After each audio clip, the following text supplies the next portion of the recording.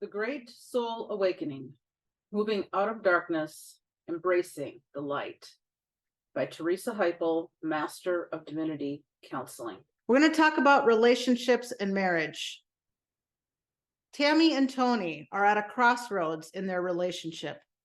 They have been married for 20 years, raised a daughter that they adopted, and the daughter has just graduated high school and getting ready to move on with her life by attending college and living on campus. Tammy and Tony are thrilled for her, but they are not so sure anymore of what they want to do in life, in their respective careers, and in their marriage. When we marry, we believe we will be happily married till death do us part. The passion has dwindled between Tammy and Tony. With the busyness of their careers, they are attending counseling. They are soon to be empty nesters. They have sacrificed a lot to give their daughter the best upbringing and a myriad of opportunities from which to choose. She found her gift as serving people by becoming a professional social worker. Takesha was adopted by Tammy and Tony through an adoption agency. Takesha in her high school years decided she wanted to find her biological parents and get to know them. You will see them in the picture that everyone seems to be happy with each other.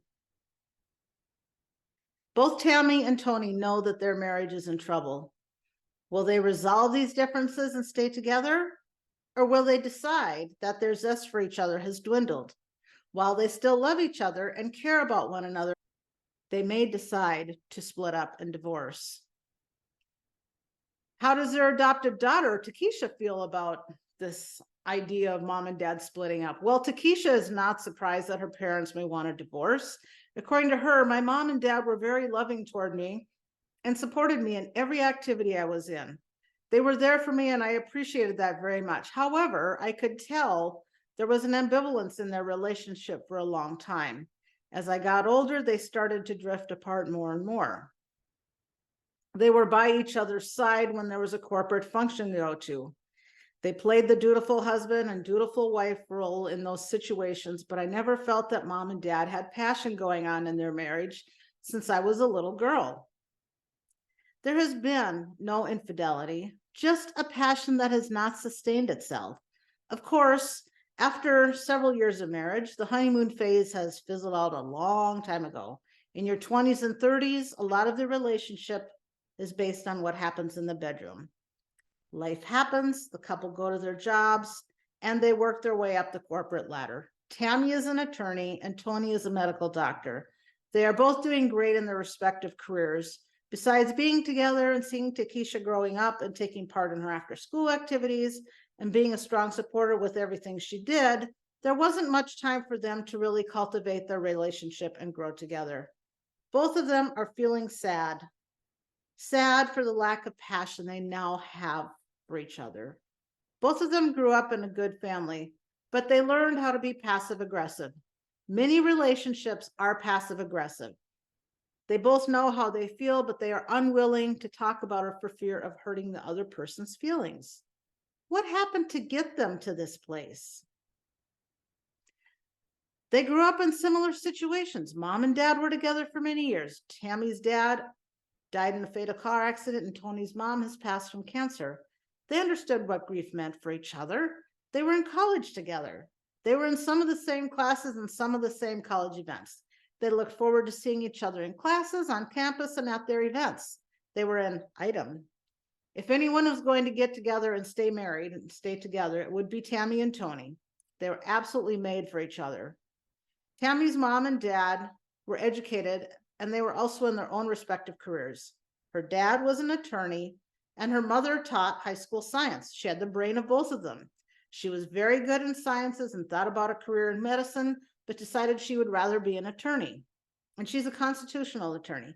She had the mind for it, and she was encouraged by both of her parents to pursue her dream. Tony, on the other hand, had a mom that was mentally ill, and his dad was not always around. Even though he had a mom and dad, they weren't always together. They had their issues. They had their issues in their marriage that Tony knew about, but much of his past was not disclosed until he was told that the dad who raised him was not his biological dad. When Tony started asking about that to his mom, she lied to him. He didn't know who his dad was until Tammy started asking his aunt about his biological dad. She found out his name and discovered he had already passed. By this time, Tony's mom had died, so he is all alone in the world. Tammy's mom was living, so she had someone to fall back on. She knew she could count on her mom being supportive with whatever decision she decided to make. They are both empathetic and really want the relationship to continue, but both realize they have to be totally honest with each other. Will they be brave and do the hard thing, or will they take the easy way out? In order to be honest with another person, one must first be honest with oneself. This takes work. It may take many hours, many days to work these feelings out within yourself before you can even begin to have an honest relationship with your partner. And Tammy has decided that she would rather be free than bound in a marriage, and that is a valid response. And just because there was no infidelity, it doesn't mean that that's the only reason you can get a divorce. It's people just move on. And if you're not growing together, you grow apart. And if you've been married or are married, you understand that you really have to work at this relationship. Go ahead, go to the workbook. Please answer the questions honestly. Unless you choose to share your answers, these are private and for your eyes only. Now, this portion is about relationships, so go to the relationship section and fill out the workbook. Next, we're going to talk about health. And health is very all-encompassing, so this is going to be a longer set. So I'm going to talk about the National Institute of Environmental Health Sciences. Researchers at the NIEHS have an innovative long-running program that studies if and how nutrition can reduce the risk of harmful health effects from environmental pollutants. Their research is based on the premise that nutrition should be considered a necessary variable in the study of human diseases associated with exposure to environmental contaminants. There is evidence that certain aspects of nutrition are protective and should be integral in efforts to intervene or prevent toxic health effects of some environmental factors. Just a quick side note, I was listening to a functional medicine doctor, and he said, and he is gluten-free, and he teaches people what is all in your grains. All of your grains have gluten in them. And so he was talking to somebody who was a violent offender and was in jail, and he got a hold of this book or program, and he said, I have changed what I've been eating, and I had no longer have these violent tendencies. Now, not everybody who eats gluten, of course, is violent, but if you've had a life where you were food insecure, living on food stamps since you were a little kid, and you learn to buy all the packaged stuff because it's nutritionally dense, it doesn't have a lot of good things for you, but it helps feed you and keep you moving and grooving, but it may not be helpful in your mind. So I'm just going to put that as a side note. So just to think about being gluten-free.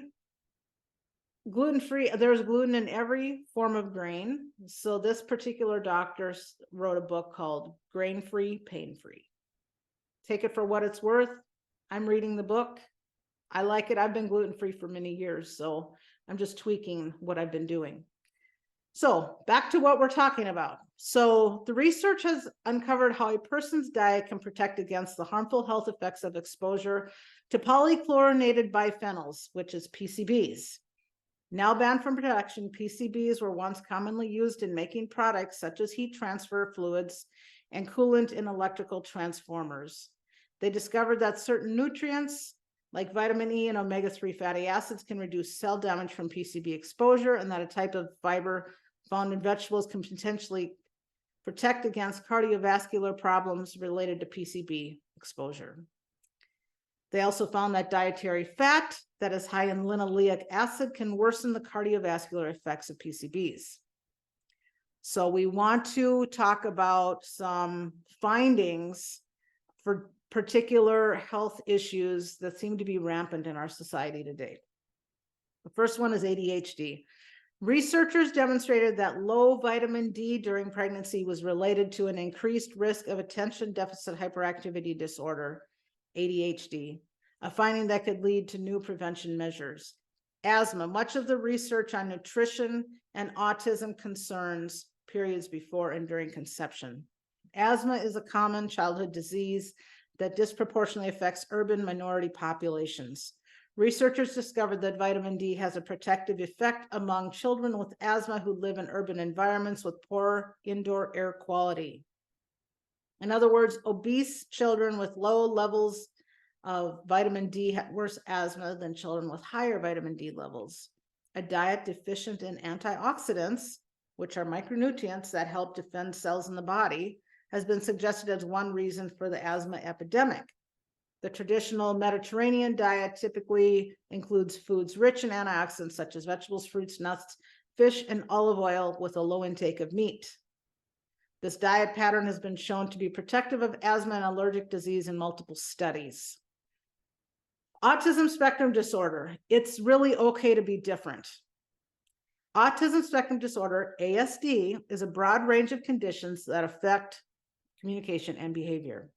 Environmental factors and genetics are thought to contribute to ASD, which affects 1 in 44 children in the US. And as a side note that I was talking about gluten-free, this doctor also talks about autism spectrum disorder greatly improving on a gluten-free diet. Taking a prenatal vitamin during pregnancy was associated with a lower rate of ASD in a 2021 study. This finding indicates that prenatal vitamins or supplement folic acid could be preventative for ASD. The younger siblings of children with ASD have a greater chance of developing this disorder due to genetics and shared similar environment. Autoimmune. Lupus, an autoimmune disease, occurs when your body's immune system attacks your own tissues and organs, affecting many different body systems. Lupus can flare up when genetically predisposed people encounter certain environmental agents, such as air pollutants, pesticides, and other chemicals. Studies results suggest that dietary modification, such as more B12, zinc, and folic acid might be a therapeutic approach warranting further investigation in lupus patients. We want good brain health. Brain health is good. Meditation is awesome for brain health. Consuming omega-3 fatty acids found in fish and flaxseed oil may protect against brain shrinkage in older women who live in areas with high levels of air pollution called fine particulate matter, PM of 2.5. Women living in locations with higher PM 2.5 had significantly less white matter in their brains, a sign of shrinkage. But in those locations, women with higher levels of omega-3 fatty acids had white matter that appeared healthier. Cancer. We want to get over cancer. More than 20 years ago, NIEHS researchers demonstrated a gene-diet interaction in a study that found isothiocyanates, a compound in cruciferous vegetables, broccoli, cauliflower, cabbage, was protective against lung cancer. These researchers found that vitamin D supplementation may be useful in breast cancer prevention. Cardiometabolic disorders. These conditions include cardiovascular problems, diabetes, and non-alcoholic fatty liver disease. Dietary fiber may protect against metabolic and fatty liver diseases related to PFOS. I'm not even going to try to say that name. According to an NIEHS-funded study in mice, study results may be useful for designing intervention strategies to reduce risk in PFOS-exposed populations. Obesity is a chronic health condition that increases the chance of developing cardiometabolic disorders. High lead levels during pregnancy were linked to child obesity in a large study.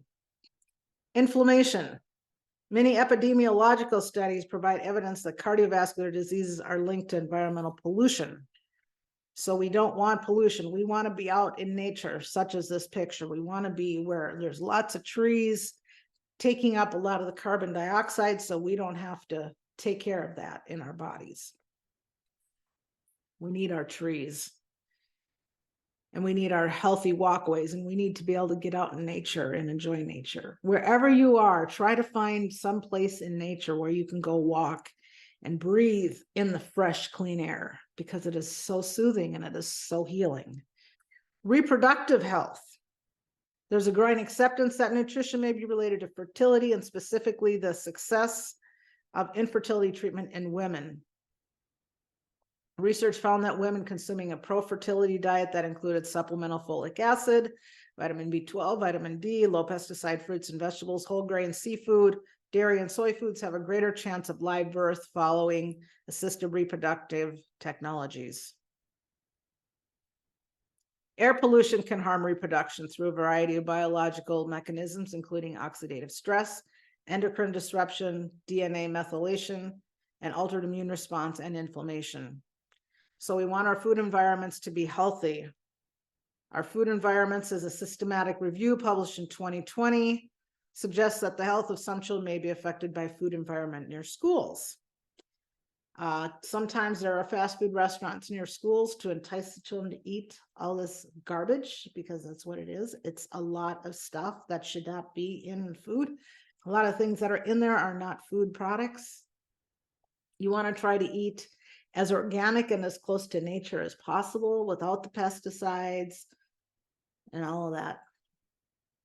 And we got to be careful about our packaging, because our packaging can really make us feel really, really bad. And so we need to focus on how we package. The PFAs are a group of more than 9,000, forgive me for pronouncing this wrong, perfluoroalkyl and polyfluoroalkyl substances, a class of chemicals associated with harmful health effects, including liver damage, cancer, and impaired immunity. Due to widespread use, PFAs are in the blood of nearly every American, according to the Centers of Disease Control and Prevention. We want good food packaging and good food safety. Food safety studies funded by NIHS include contaminants in common foods. In particular, arsenic, a metal-like element that could harm many human organs, presents a global food contamination problem. Researchers measured arsenic concentration in several rice-based products. They found high levels of arsenic in brown rice syrup, a substitute for corn syrup in many foods, including toddler formula. For you moms out there, be careful about this stuff. This discovery informed the FDA's Inorganic Arsenic and Rice Cereals for Infants Action Level Draft Guidance for Industry and other federal actions and reports. Eating fish. Eating fish is good, but you need to make sure that it's wild caught. Farm raised have a lot of problems with that, and you don't want it to be contaminated with mercury and other metals that are not good for our body. We also want to, if you have space and you live in a house and you have some space outside or inside, grow a garden, grow some herbs, do whatever you can to bring more health into your life, because without health, you will have no wealth. When I was a pastor, there was a lady in my church, and she said, you know, I was asking the doctor about the golden years, and he said, she said, and what are the golden years? He goes, I get the gold because I'm the doctor and your body is breaking down. So we don't want your body to break down no matter what age you are, or we want to restore it to health. So take this information, process it, and go to your workbook and answer the questions. This is about your health. Answer the questions honestly, and if need be, share them with your care provider. We're going to talk about failure versus success. I Googled up an article on failure, and it was pretty amazing. This guy wrote this article. He was getting ready to go to college, and he was talking to his dad, and he goes, I think I'm going to go to medical school. And his dad said, son, you don't need to go to medical school. So he went to medical school anyway. His dad had told him, son, you are a film producer, editor, you need to go into film. But, you know, like everybody thinks their parents want them to go get this good professional degree. He did go to medical school, and he was depressed and was not living out his authenticity. And so he got really authentic and started listening to what his dad said. And he went into film and he loved it and he did great with it and he helps people. And so he became a success. So we're going to talk about failure versus success. How to fail in life, 10 steps. Pursue something you are not passionate about. Just like I said, this guy was pursuing a medical degree, not passionate enough. Avoid traveling. Become a slave to procrastination. Life will not wait. Stop the procrastination. Do it now. Instead of using up all your brain power thinking about the things you got to do, just do them and then you can release it. And then you can move on and have a clear brain. I've heard it said that your piles of stuff in your house are actually a response to trauma. And so we want to move away from the trauma. And that's why many people tend to fail, is because they're so traumatized in life for things that have happened in the past. And the past is in the past. And so we need to move on from that. And yes, some things may have happened you can't change. If you were abused as a child, you can't change that. You had nowhere to go. You were dependent on your parents. And if your parents were abusing you, well, you were stuck. So I get it. So don't become a slave to procrastination. Another way to fail is to be unprepared. You don't prepare. You don't know how to prepare. You let others dictate your behavior. They will respect your boundaries, but they have no boundaries. Or they just go hide in their corner. They hide in their corner and they just take it all in. And another way to fail is to do everything alone. I'm going to just stay in my corner. I'm not going to go out. I'm going to go to work. I'm going to come home. I'm going to take care of my animals and I'm going to take care of myself. I'm going to eat all this crappy food and I'm going to go to bed and watch TV and whatever else you do, you know? So you don't want to do that. You want to live your life doing things with other people, distancing yourself from family. If you're close to your family and all of a sudden you distance yourself, that's harsh. Stop caring about your mental health. Oh, I don't need to see a psychiatrist or psychologist. People will think I'm weird and strange. No, people will say, oh, she wants to be healthy. Awesome. That's what I would say. When I was a hospital chaplain, before that, I had got some counseling done. Actually, I put that on my resume to be a hospital chaplain. And that was actually a good thing because they want to know that you're working on yourself. And if you're working on yourself, you're only going to be growing. You're not going to be a failure. You're going to be a success. Another way to fail is to not ask for what you want. What do you want? I had a lady come to me and she said, Teresa, God isn't giving me what I want. I said, what do you want? She goes, well, I don't know. Sounds funny, doesn't it? It's like, if you don't know what you want and you don't ask for it, God can't give you it because God doesn't know what you want.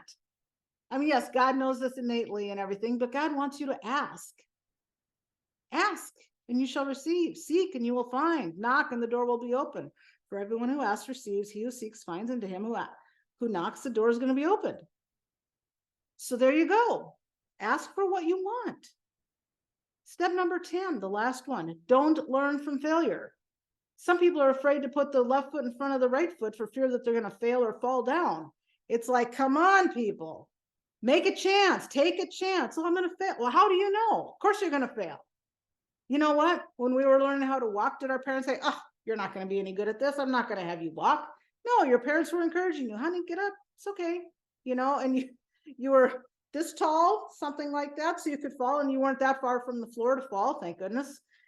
But, you know, I mean, we got to learn how to encourage ourselves and say, you know what, it didn't quite work out this time, but it'll work out better next time.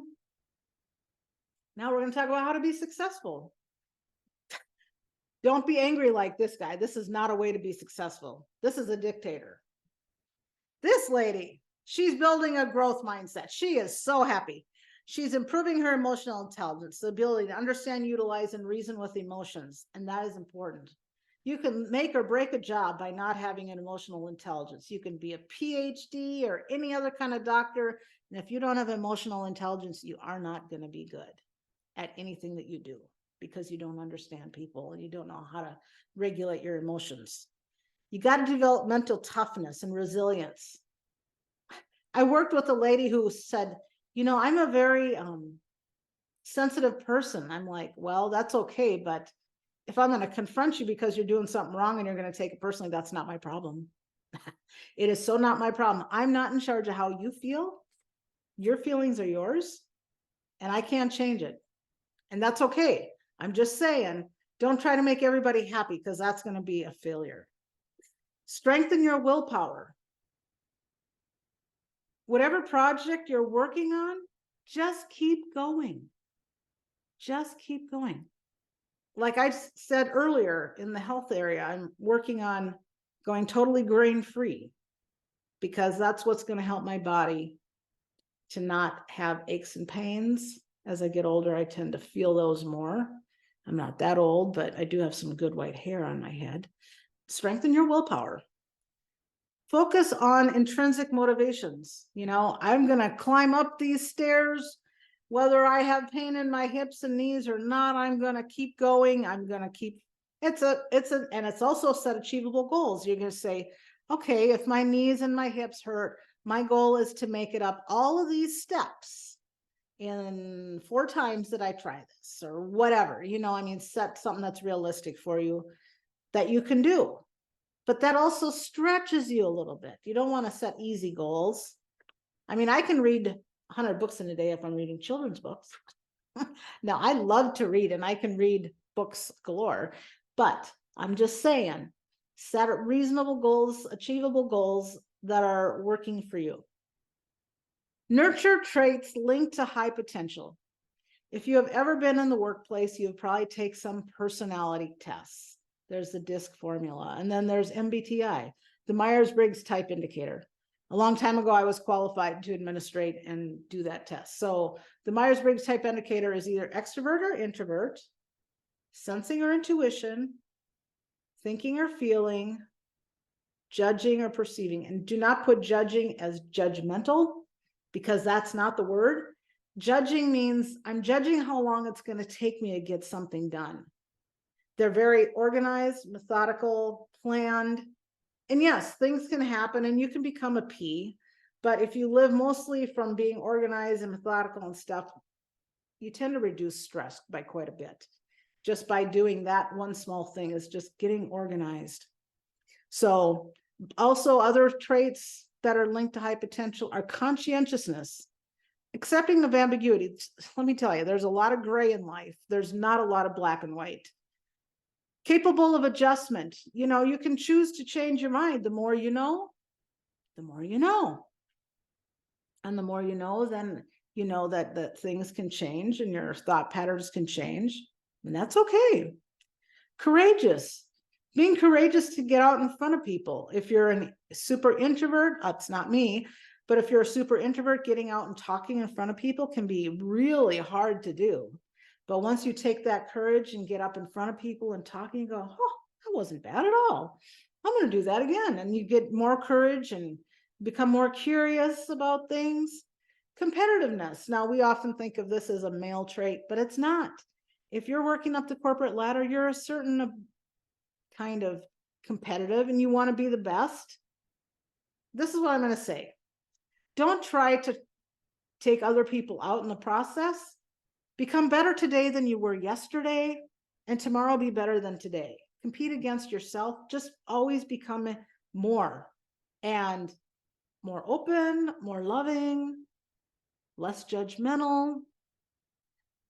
Cultivate strong social support. Even for you introverts, you still have friends. You could have 1 or 2 very intimate friends that you can just tell them anything and they are non-judgmental. And if they are, go find other friends, because you don't need judgmental. You just want someone to listen to you. And that's all you need. Avoid burnout, which leads to chronic stress. When I was in seminary, I was amongst many men. And so they said, oh, I'm going to burn out for Jesus. And I'm like, oh, that's a really smart idea. Usually after you get out of seminary, you're in the pulpit maybe for 3 years and that's it. And then you're on to something else. So high burnout rate being a pastor. I've been that 3 times.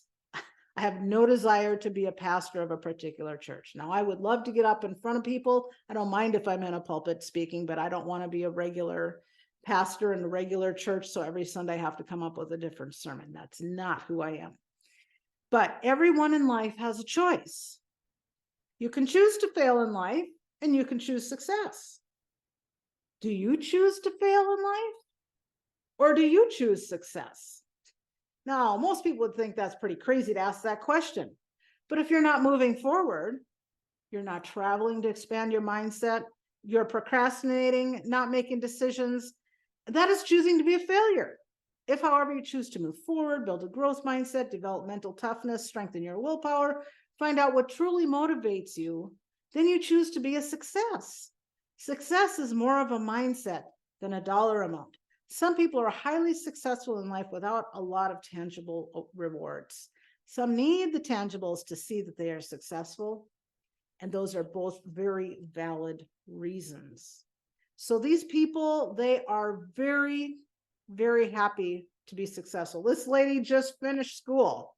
Boy, isn't that a celebration. That's awesome. That's a success. Yay, I've graduated. I'm out. Now I'm on to the real life. Oh. So, like I said, what are you going to choose? Failure or success? Your choice.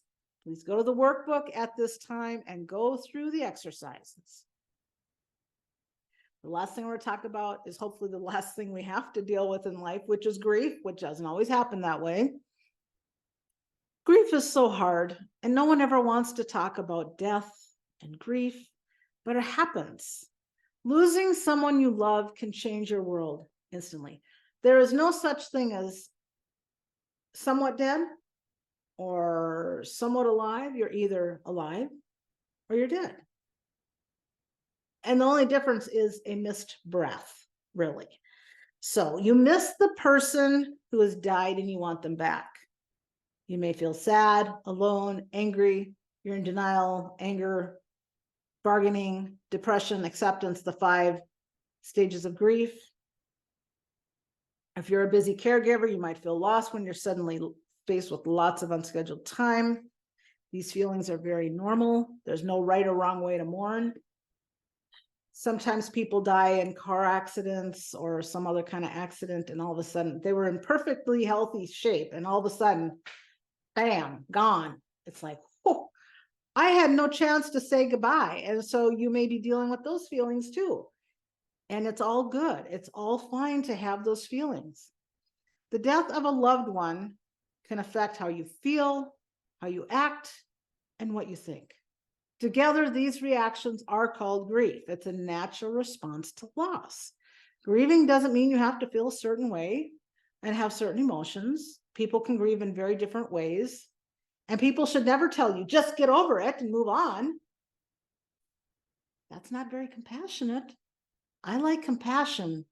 As a pastor, I was really good at officiating celebrations of life because I would find out about the person, hear the stories, find out the scriptures, hear the hymns, and take that all home and weave it together. And people always said, wow, that was really good. And I'm like, thank you. I work at that and I'm good at it because I want to talk about the person. This is the last hurrah for the family. Cultural beliefs and traditions can influence how someone expresses grief and mourns. For example, in some cultures, it's expressed quietly. In others, it's loud and boo-hooing, and it's out in the open. Culture shapes how long family members are expected to grieve. People often think we're supposed to grieve in a certain way or feel a certain way, says Dr. Wendy Lichtenthal, a psychologist at Memorial Sloan Kettering Cancer Center. But such shoulds can lead to feeling badly about feeling badly. It's hugely important to give yourself permission to grieve and allow yourself to feel whatever you are feeling. People can be quite hard on themselves and critical of what they are feeling. Be compassionate and kind to yourself. Experts say you should let yourself grieve in your own way and time. People have unique ways of expressing emotions. Experts say you should let yourself grieve in your own way and time. People have unique ways of expressing emotions. Some might express their feelings by doing things rather than talking about them. They feel better going out on a walk, swimming, jogging, whatever it is, or doing something creative like writing, painting, researching, whatever it is they do. And other times it's more helpful to talk with family and friends, or you might want to talk to a counselor. Though people don't often associate them with grief, laughing and smiling are also healthy responses to loss and can be protective. People who express flexibility in their emotions often cope well with loss and are healthier over time. It's not about whether you should or shouldn't express emotion, but you can do this when the situation calls for it. A person with emotional flexibility can show positive feelings like joy when shared with a happy memory of the person they lost, and then switch to sadness or anger when recalling more negative emotions, like perhaps an argument with that person. Grief is the process of letting go, learning to accept and live with loss. The amount of time it takes to do this varies with each person. Usually people experience a strong acute grief reaction when someone dies, and at the same time, they begin the gradual process of adapting to the loss. To adapt to a loss, a person needs to accept its finality and understand what it means to them. Researchers like Lichtenthal have found that finding meaning in life after loss can help you adapt.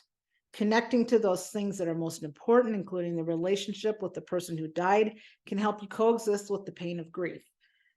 I have lost a spouse, and I can tell you that when it first happens, it's like, wow. Now all of a sudden I'm a single again. Now I've got to go through his stuff. And he had a lot of pictures and getting all that together and making funeral arrangements. And for the first week or two, you're so busy taking care of details that you aren't really processing a lot of grief, because you're talking to Social Security office, you're dealing with life insurance, you're dealing with bills that are coming in, all of that extraneous stuff that you need to do, and you just barrel through and you do it. And you have the family together because the funeral is happening, and that's good. And eventually, if you have older children and they go home, well, then they go home, and then you're left alone. And then you have to really start dealing with your grief, and it takes time. Do not try to rush through this grief process. Oh, I'm not going to cry because I'm tough. Well, no. You don't cry because you aren't allowing yourself to feel what you need to feel in order to feel good. And so you need to focus on what's going to happen. I mean, this guy just lost his spouse, just has a major loss in his life. And he's like, oh my gosh, what am I going to do with this? About 10% of bereaved people experience complicated grief, a condition that makes it harder for some people to adapt to the loss of a loved one. People with this prolonged, intense grief tend to get caught up in certain types of thinking. Says Scheer, who studies complicated grief. They may think that death did not have to happen or happen in the way that it did. They might also judge their grief, questioning if it's too little, too much, and focus on avoiding reminders of the loss. You may begin to feel the loss of your loved one even before their death. It's called anticipatory grief. It's common among people who are long-term caregivers. You feel sad about the changes you're going through and the losses you're going to have. Some studies have found when patients, doctors, and family members directly address the prospect of death before the loss happens, it helps the survivors cope after the death. Although the death of a grieved one can feel overwhelming, many people make it through the grief process with the support of family and friends. Take care of yourself. Accept offers of help from those around you, and be sure to get counseling if you need it. We believe grief is a form of love and needs to find a place in your life after you lose someone close. If you're having trouble moving forward in your own life, you may need professional help. You may come to see me because I have studied this when I was in seminary. I wrote a 65-page paper on ministry to the physically ill and dying. I've officiated at least 30-some celebrations of life, and so I am very familiar with the grief process. And so come see me because I can help you with this. So it's time to go to your workbook and answer these questions. This is about grief. Like I said, 5 stages of grief: denial, anger, bargaining, depression, acceptance. So where are you today? Every day is a new day. As time goes on, you may visit many of these in a day. Feel the feelings, allow them to wash over you. Do not stunt the process or you're going to stay stuck. And you don't need to stay stuck in life. You need to move forward. So you're saying, okay, Teresa, so who are you? I'm Reverend Teresa Heipel. I've earned a Master of Divinity in Counseling. I have been a hospital chaplain. I have been a pastor. I am an alternative healer. Some of you may or may not know much about alternative healing. But just like Jesus did, I can help lay hands on people and help them heal. Healing is different than curing. Don't confuse the words. Curing, Jesus didn't go around curing. Jesus went around healing. And so Jesus gave some of us that spiritual gift. And I'm one of those people. And so you want to come to someone who knows how to deal with healing. And there are so many different ways to do healing depending on what is going on in life. So why what most people have tried does not work. I'm going to call this all soul loss. Many people deal with soul loss. Anything that disconnects you from your creator, whatever term, whatever name you want to use, is fine with me. We've been told to just get over it, which leads us to stuff our feelings. Because we've not been given healthy ways to process, we end up attracting health issues. The solution is to invest in yourself. When you invest in yourself with me as your guide, we're going to work through your big and small soul wounds as you define them. Your guide, which is me, has many experiences in which I can guide you through your issues with multiple avenues of healing. The vision of the new you.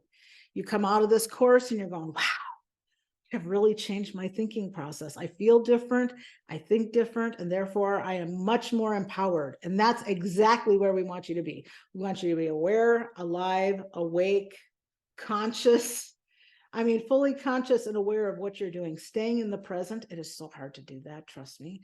We're always planning for what's coming down the road, but we're not here right now. So we want to be present, be here now, as Ram Dass would say. What gets in the way and what stops you? This is where you're going to end up when you take massive action to move past soul loss, which is turned into feeling traumatized. You're going to feel vibrant, alive, and joy-filled. But if you don't take action, this is where you're going to end up. You're going to say, I have no money. So where are you going to be if you don't take action? Where are you now?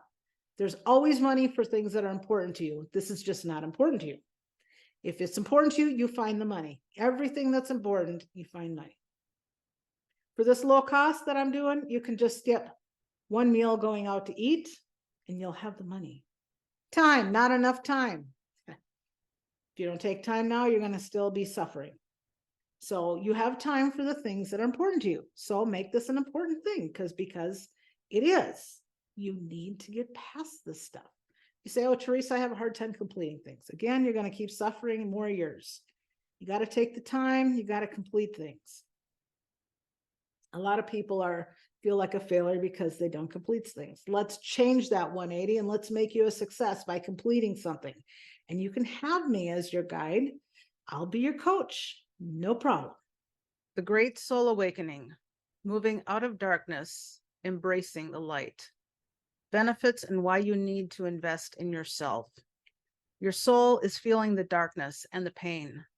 You know your normal, tried and true way of being is no longer resonating with you anymore. You are seeking alternatives. You are willing to embrace different and new thought patterns. You are ready for a spiritual soul journey through the Great Soul Awakening. If you take no action, your conscience will keep bothering and pestering you until you act. Example is children. When you have children, those children will bug you and bug you and bug you for the latest toy or the treat or whatever. And so just like children keep bothering you until the parent starts taking action, this is the way the conscience will keep bothering and pestering you until you act. My client, Tammy, that I had talked about earlier, decided to invest in the Great Soul Awakening. She was able to make life-changing decisions with great clarity because she took the action needed, which was investing in this course. When you invest in yourself, you will be able to transform your life like Tammy did.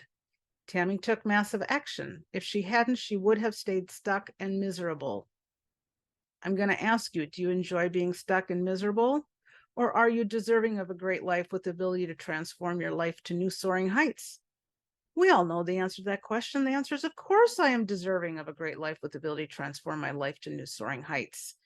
Let me tell you the steps you need to take in order to complete your purchase. How to invest in yourself, the steps needed to get your soul awakened. You're going to go to healingwiththerev.com. And this is the screen you're going to see. We're going to see let's work together. Get started with your full immersive community. This is what you're going to see. Get started with your fully immersive community. You're going to click on I'm ready. So the Great Soul Awakening, discover the life-altering journey of self-discovery with the Great Soul Awakening. Unleash your true potential, embrace authenticity, and soar to new heights of fulfillment. Invest in yourself now and ignite the fire within you. We have some added bonuses.